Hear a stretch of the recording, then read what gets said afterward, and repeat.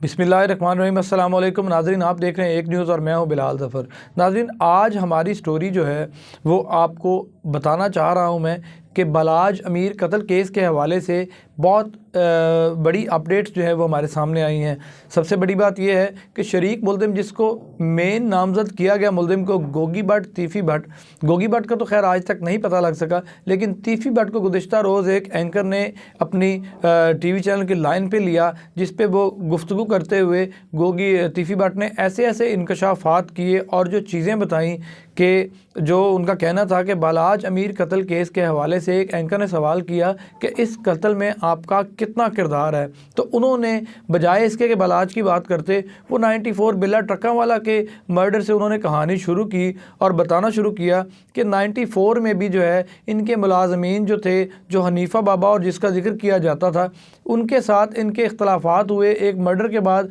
बिल्ला ट्रकावाला जो है अपने बेटे को मतलब क्लियर करके लेके आ जाते हैं, जिसका रंज उन लोगों के दिल में था और उन्होंने बिल्ला ट्रकावाला पे अटैक किया और उन पे जो है उनको जहाँ भाग कर दिया गया। उसके बाद उस केस में भी उनका कहना है कि मुझे तीफ़ी भट्ट का कहना है मुझे शामिल किया गया। और उसके बाद फिर टीपू ट्रकावाला 2010 में मर्डर होते हैं, उनका कहना है कि उसमें भी मुझे नाजायज़ शामिल किया गया। अब बलाज अमीर कत्ल केस के हवाले से जब उनसे सवाल पूछा गया तो उनका कहना था कि उसमें भी मुझे नाजायज़ फंसाया गया। जबकि पुलिस ने अब तक की जो तफ्तीश की है, जो पुलिस के आला अफसरान ने जो अब तक जो ज़राए से चीज़ें बाहर आती रही हैं, उसमें एहसन शाह की गिरफ़्तारी हो या सोहेल भट्ट की गिरफ़्तारी हो या और पकड़े जाने वाले शूटर्स के साथी जो हों, उनकी तमाम जो बातें हैं अब तक की मीडिया रिपोर्ट्स के मुताबिक वो ये सामने कड़ियाँ से कड़ियाँ मिल रही हैं कि इन बलाज के कत्ल में तीफ़ी भट्ट का किरदार है। लेकिन तीफ़ी भट्ट ने बहुत बड़ी जो है वो ब्रेकिंग न्यूज़ दी है कल के इंटरव्यू में। उनका कहना था कि मेरा इस कत्ल से कोई लेना देना नहीं है। तो इसी वाले से एंकर इरफान मलिक ने सवाल पूछा कि क्या आपको बलाज के कत्ल का दुख है, तो उनको कहना बिल्कुल मुझे दुख है, मैं नहीं चाहता था कि बलाज को मार दिया जाए। जबकि बलाज के बाप की जो है वो टीपू ट्रकावाले की मैंने कई दफ़ा पुलिस वालों को कह के जान बचाई है। नाज़रीन, ये सारी सिचुएशंस चल रही हैं, पुलिस की तफ्तीश अभी भी जारी है, बेशुमार मुल्ज़िमान पकड़े जा चुके हैं, पुलिस उनसे तफ्तीश कर रही है। लेकिन ज़राए से जो जो चीज़ें पुलिस की तरफ से जो बाहर निकल रही थी उसमें यही बताया जा रहा था कि एहसन शाह जो है वो सऊदी अरब में जाके रोज़ा रसूल पे जाके बलाज अमीर के साथ गुफ्तगू करते हैं और उसमें वो बताते हैं कि ये रोज़ा रसूल है। और जो उस पर इल्ज़ामात लग रहे थे वो ये थे कि एहसन शाह ने रोज़ा रसूल में जाके तीफ़ी भट्ट को और उनके ग्रुप को जो है वो बलाज की रैकी फ्राहम की और उनको बताया कि बलाज आज असले के बगैर जा रहा है, इसने बुलेट प्रूफ जैकेट नहीं पहन रखी। और ये सारी चीज़ें ये जब डिस्कशंस चलती रहीं कल, तो सोशल मीडिया प्लेटफॉर्म्स के ऊपर जिस वक्त तीफ़ी भट्ट के इंटरव्यू को वायरल देखा लोगों ने और वो बातें सुनी, तो ये केस का बिल्कुल एक जो पुलिस की बताई हुई स्टेटमेंट्स थी उनसे तो मामला बिल्कुल अलग नज़र आया और तीफ़ी भट्ट ने ये सारी चीज़ें मुस्तरद कर दी। और दूसरी बात यह है कि तीफ़ी भट्ट को अभी तक पुलिस की हिरासत में वो आ तो नहीं सके, लेकिन अभी तक जो उन्होंने चीज़ें बताई हैं वो यही है कि मेरा इस केस से कोई लेन देन नहीं है, लेकिन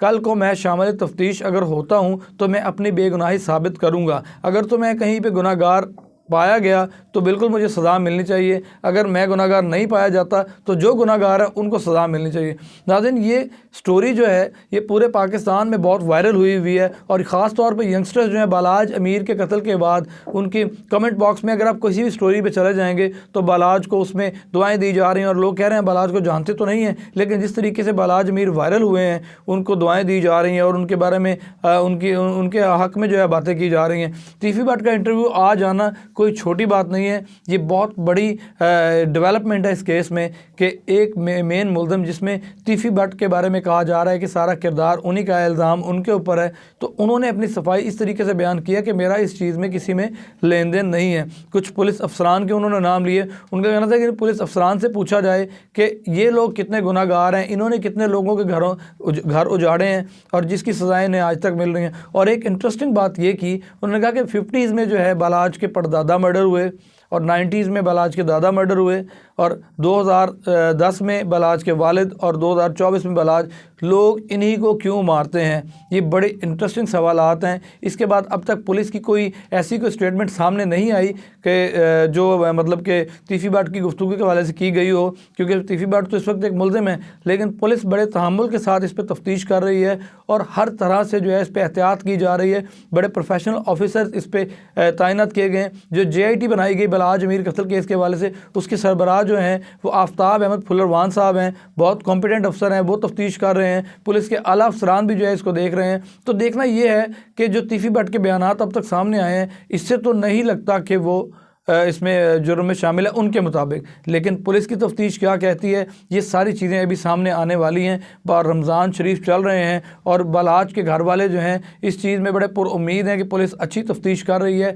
अच्छे तरीके से जो है मेरिट पे काम किया जा रहा है। लेकिन तीफी भट्ट ने तमाम इल्ज़ामात को मुस्तरद किया और उन्होंने ये भी कहा कि मेरे घर में पुलिस ने जो रेड करके सोना और जो चीज़ें लेके गए हैं, मैं वो लाजमी रिकवर करूँगा। ये पुलिस को उन्होंने पैगाम भी दिया। उन्होंने कहा कि ये सारी खिचड़ी जो है पुलिस की पकाई गई है। उनका इल्ज़ाम पुलिस के ऊपर था कि पुलिस अगर चाहती तो ये मामला ठीक कर सकती थी, लेकिन पुलिस नहीं चाहती थी, जिस वजह से ये मामला ठीक ना हो सके। और उनका ये भी कहना था कि एहसन शाह के साथ मेरा उम्रा के दौरान कोई रब्ता नहीं हुआ, कोई बात नहीं हुई। मतलब उससे पहले का उन्होंने नहीं बताया, लेकिन एहसन शाह की उम्रा के दौरान की जो बातें की जा रही हैं कि वो मौके पे रैकी फराम की जा रही थी, वो भी उन्होंने मुस्तरद की है। तो देखना ये कि पुलिस तफ्तीश में आगे क्या क्या चीज़ें सामने आती हैं, तीफी भट्ट किस वक्त पेश होते हैं, अपने आप को कानून के हवाले कब करते हैं, बाकी सारी चीज़ें बाद में सामने आएंगी। आज हमारे पास यही था, हमें इजाज़त दीजिए। अल्लाह हाफ़िज़।